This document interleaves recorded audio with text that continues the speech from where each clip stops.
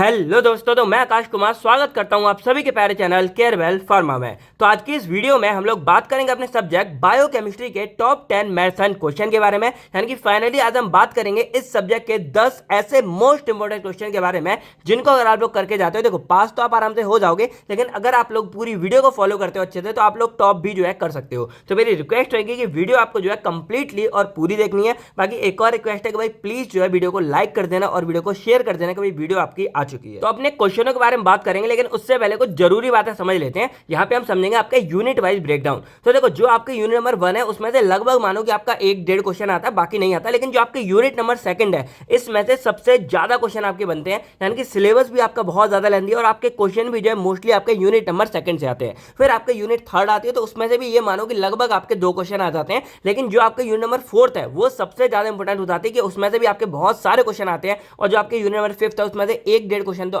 2 question आपके यहाँ से भी बन जाते हैं। तो इससे आपको ये समझ आ रहा है कि भाई आपको यूनिट नंबर 2 पे और इसके अलावा आपको 4 एंड 5 इन पे ध्यान देना ही देना पड़ेगा। अब सबसे इंपॉर्टेंट बात यह है कि देखो, आपके ये जो 10 क्वेश्चन है ना, इनका सॉल्यूशन ऑलरेडी कवर हो चुका है। यानी कि मैंने अभी आपको अपलोड कर दिया है। तो आप लोगों को क्या करना है, केवल फार्मा ऐप पे जाना है, वहां जाओगे आप लोग 2nd सेमेस्टर के क्रैश कोर्स में एनरोल करोगे और उसमें जब आप बायोकेमिस्ट्री के सब्जेक्ट में जाओगे तो वहां पे आपको ये 10 क्वेश्चन का पीडीएफ और इनका सॉल्यूशन आपको साथ में मिल जाएगा। और जो इनकी वीडियो लेक्चर है वो आपको यूनिट वाइज मिल जाएगी। तो इनका जो सॉल्यूशन है वो आपको यूनिट वाइज देखना पड़ेगा और वहां पे आपको सॉल्यूशन प्लस पीडीएफ सारा कुछ जो है वहां देखने को मिल जाएगा। तो बस आपको क्या करना है, केवल फार्मा ऐप में जाना, एनरोल करना और ऐप को आप जो है प्ले स्टोर से या ऐप स्टोर से डाउनलोड कर सकते हो और एनरोल करके आप लोग अपने एग्जाम की तैयारी कर सकते हो। बाकी जो इंपोर्टेंट लिंक्स होंगे वो आपको डिस्क्रिप्शन बॉक्स में और पिन कमेंट में मिल जाएगी, आप लोग चेकआउट करना ना भूलिए। तो चलिए अब हम बात करते हैं अपने क्वेश्चंस के बारे में। तो यहाँ पे हमारा पहला क्वेश्चन आता है, write in details about classification and biological role of carbohydrates. अब देखो, ये वाला ना पार्ट आपका पहले बहुत ज्यादा आता था, लेकिन अभी ना थोड़ा सा कम आने लग गया है। तो यहाँ पे बस मैं ये बोलूंगा कि नजर डाल के जाना है और इसमें आपके 3 जैसे कार्बोहाइड्रेट्स के बारे में आता है, लिपिड्स के बारे में आता है, अमीनो एसिड हो गया, ये आपका प्रोटीन्स हो गया।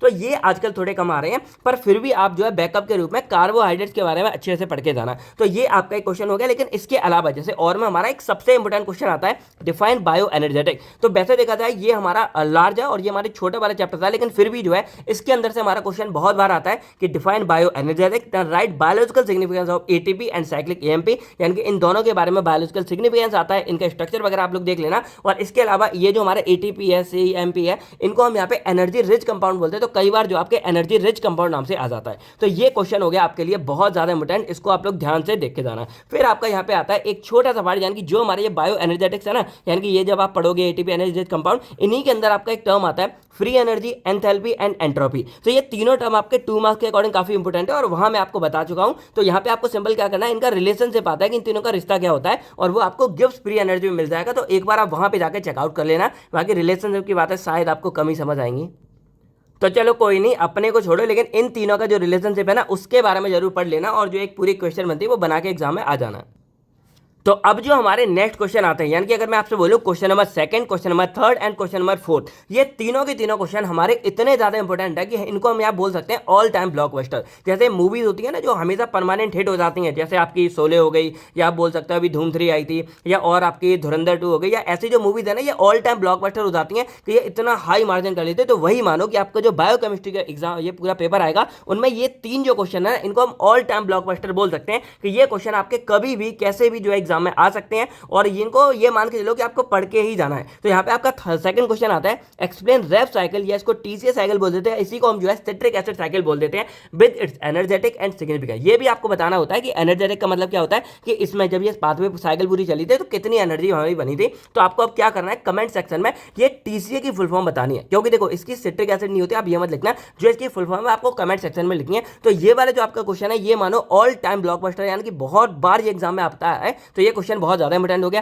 देन आपका यहाँ पे नेक्स्ट आता है क्वेश्चन नंबर 3 और इसमें आपका आता है एक्सप्लेन ग्लाइकोलिसिस पाथवे, जिसको हम शॉर्ट में जो है ईएम पाथवे नाम से भी जानते हैं। तो ये आपका बहुत बार आता है और इसके मान दो एनर्जेटिक एंड सिग्निफिकेंस के बारे में। ये तो ये मानो कि आपका जो भी पाथवे या साइकिल पढ़ोगे उसके जो एनर्जेटिक्स हैं कि कितनी एनर्जी बन रही है और क्या उसके यूज होते हैं वो तो आपको पढ़ने ही पढ़ने पड़ेंगे। तो ये दोनों ही क्वेश्चन आपको जो है यूनिट नंबर 2 से आते हैं और दोनों ही आपके लिए बहुत ज्यादा इंपॉर्टेंट हो जाते हैं। देन आपका आता है क्वेश्चन नंबर 4 और ये भी आपका यूनिट नंबर 2 से आता है और इसमें सिंपल क्वेश्चन आपका आता है इलेक्ट्रॉन ट्रांसपोर्ट ट्रांसपोर्ट चेन यानी कि ईटीसी के बारे में, और ये भी मान के चलो कि बहुत बहुत बार आपका एग्जाम में आता है। अब इसके पहले यानी कि जो हमारा ये है ना, ये हमारा इसके अंडर में आता है, यानी कि बायोलॉजिकल ऑक्सीडेशन पूरे चैप्टर का नाम है, और ये ऑक्सीडेटिव फॉस्फोराइलेशन के अंदर आता है। तो इसके बाद ये प्रोसेस स्टार्ट होती है, तो इनके बारे में भी अच्छे से पढ़ लेना। जब आप सॉल्यूशन देखोगे वहां पे सारा कुछ आपको देखने को मिल जाएगा। तो इस तरह के 3 क्वेश्चन ना आपके लॉन्ग में, यानी कि ये बोलो कि आपके जो 10 नंबर वाले आते हैं या 15 में कहीं आते हैं, तो उनमें भी आने की दम रखते हैं, इसीलिए ये आपके लॉन्ग और मोस्ट इंपोर्टेंट क्वेश्चन हो जाते हैं। तो इन तीनों को आपको क्या है, मिस नहीं करना। बाकी देखो, मैंने आपसे क्या बोला था कि ये जो हमारी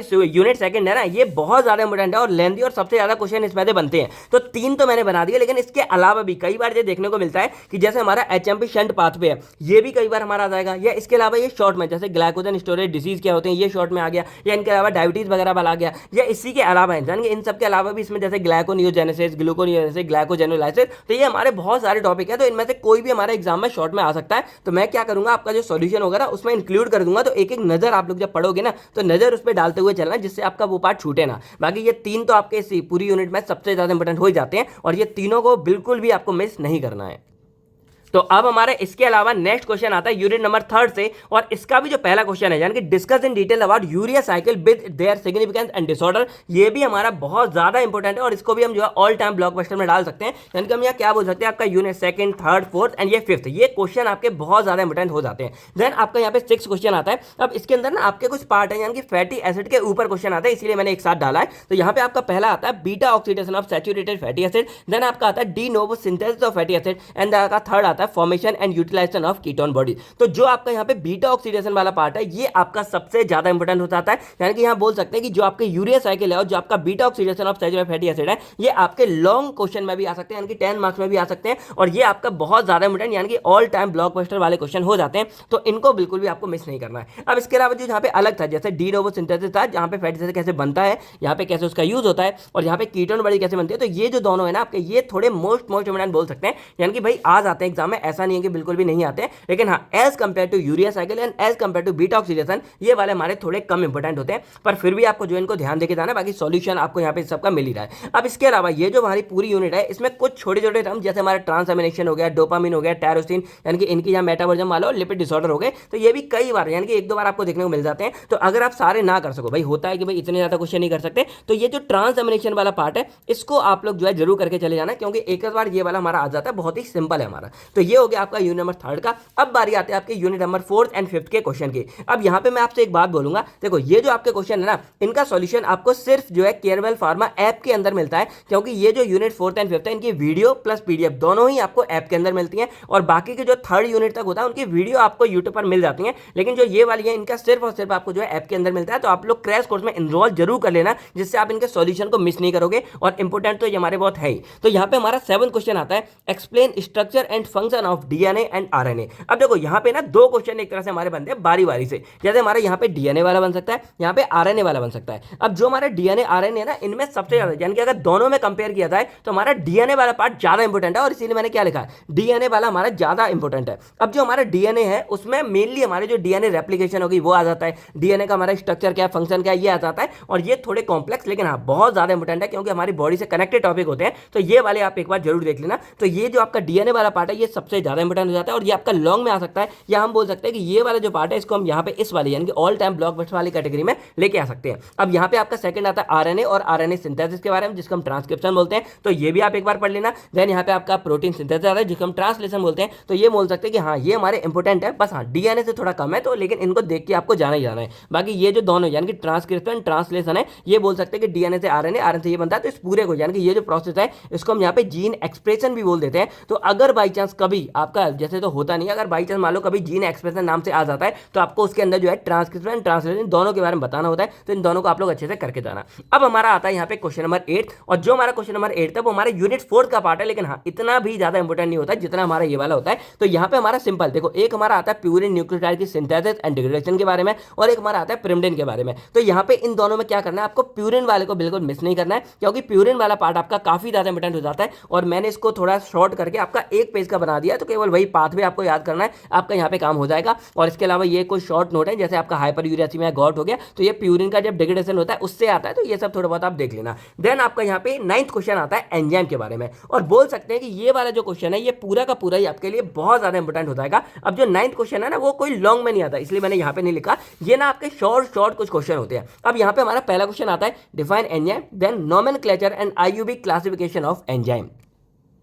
तो ये जो हमारी क्लासिफिकेशन है ना, देखो कई बार ऐसा होता है कि ये बोल देते हैं कि भाई कैसे हम इसको क्लासिफाई कर सकते हैं, या सिंपल क्लासिफिकेशन होते हैं, यानी कि कोई भी नाम से हमारा आ जाता है, पर आपको लिख के कौन सा आना, आईयूवी क्लासिफिकेशन के बारे में ही लिख के आना। और ये आपका मोस्ट इंपोर्टेंट क्वेश्चन होता है जो किसी भी तरह से आ सकता है, तो इसको आप लोग डिटेल में देख लेना। देन आपका यहाँ पे आता है को एंजाइम्स के बारे में, तो इनमें स्ट्रक्चर एंड बायोलॉजिकल फंक्शन के बारे में आता है। स्ट्रक्चर थोड़े कॉम्प्लेक्स होते हैं, अगर कर सको तो करना, वरना बायोलॉजिकल फंक्शन बिल्कुल मिस नहीं करनी है। और देन यहाँ पे आपका एंजाइम इनहिबिटर्स के बारे में आता है, यानी कि एंजाइम को कैसे इन्वेट करेंगे, जिसमें कम्पिटिटिव, नॉन कम्पिटिटिव और इरिवर्सिबल ये आते हैं, तो इसको भी एक बार देख लेना। तो बस आपको क्या करना है कि ये एंजाइम वाला पूरा पार्ट, मतलब ये एंजाइम के बारे में, इसलिए मैंने कंबाइन कर लिया, तो इसको बिल्कुल भी आपको मिस नहीं करना है, जिसमें क्लासिफिकेशन वाला बहुत इंपॉर्टेंट है और ये वाला, तो ये तीनों ना हमारे शॉर्ट में आ जाते हैं, यानी कि 7-7 नंबर या 5-5 नंबर में अलग अलग तरीके से आ सकते हैं। और देन आपका यहाँ पे लास्ट क्वेश्चन आता है, यानी कि एंजाइम काइनेटिक के ऊपर। अब देखो ये क्वेश्चन ना पहले तो भाई बहुत आता था, जब हम पढ़ते थे तो हमारा बहुत बार ये आता था, क्योंकि इसमें ना पूरी एक डेरिवेशन आती है, और डेरिवेशन आजकल आपको पता है कि पूरे में मतलब दे ही देते हैं एग्जाम में, क्योंकि डेरिवेशन में पूरे ड्राइव करना होता है। तो ये बहुत ही अच्छे तरीके से मैंने आपको समझा रखा है, और इसकी यूनिट नंबर 5 आपको ऐप के अंदर मिल जाएगी, देख लेना।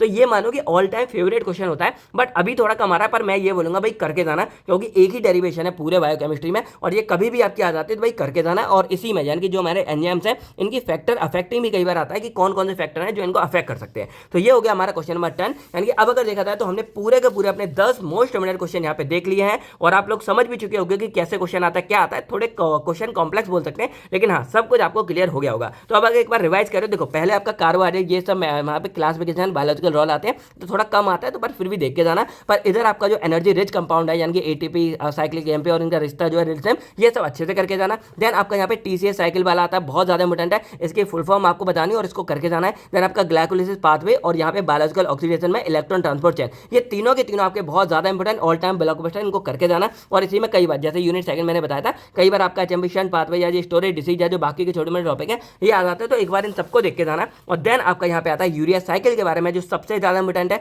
फिर इधर बीटा ऑक्सीडेशन वाला भी जो है इसी के बराबर इंपॉर्टेंट है, तो इन सबको देख के आता है, लॉन्ग में इंपॉर्टेंट है। और इसके अलावा आपके ये दोनों में बस देख लेना, क्योंकि कई बार आ जाता है, ये आपके मोस्ट इंपॉर्टेंट हो गए। और फिर आपका शॉर्ट में ट्रांसएमिनेशन हो गया, और इधर आपका डीएनए आरएनए के बारे में आता है, तो मोस्टली आपका डीएनए के बारे में आता है, तो डीएनए का स्ट्रक्चर, फंक्शन और डीएनए रेप्लिकेशन ये सब देख लेना, क्योंकि ये अलग अलग भी हमारे आ सकते हैं। और आरएनए के बारे में आरएनए का स्ट्रक्चर, फंक्शन, आरएनए सिंथेसिस देख लेना, जिसको ट्रांसक्रिप्शन बोलते हैं। और एक आध बार आपका प्रोटीन सिंथेसिस यानी कि ट्रांसलेशन भी आ जाता है, इसको भी देख के जाना। फिर आपका यहाँ पे प्यूरिन न्यूक्लियोटाइड के बारे में, केवल इसको देख लेना। और इधर आपके एंजाइम के ये तीनों पार्ट हैं, शॉर्ट में आते हैं, तो इन तीनों को आपको अच्छे से करके जाना है। और लास्ट में आपका माइकलिस मेंटेन इक्वेशन है, इसको भी जो है देख के जाना। तो यही था दोस्तों आज के इस वीडियो में। आई होप आपको वीडियो समझ आ गई होगी, सारे के सारे डाउट आपके क्लियर हो गए होंगे, और इनका सॉल्यूशन आपको केवल फार्म ऐप के अंदर मिल जाएगा। बाकी आपको क्या करना है, कमेंट सेक्शन में बायोकेमिस्ट्री की डेफिनेशन लिखनी है। बाकी यही था दोस्तों आज की वीडियो में, मिलता हूं मैं आपसे बजाय नेक्स्ट वीडियो में। थैंक यू, टेक केयर, आप सब लोग अपना अपनी फैमिलीज का ध्यान रखिएगा। बाय बाय दोस्तों, जय हिंद दोस्तों, all the best for exam.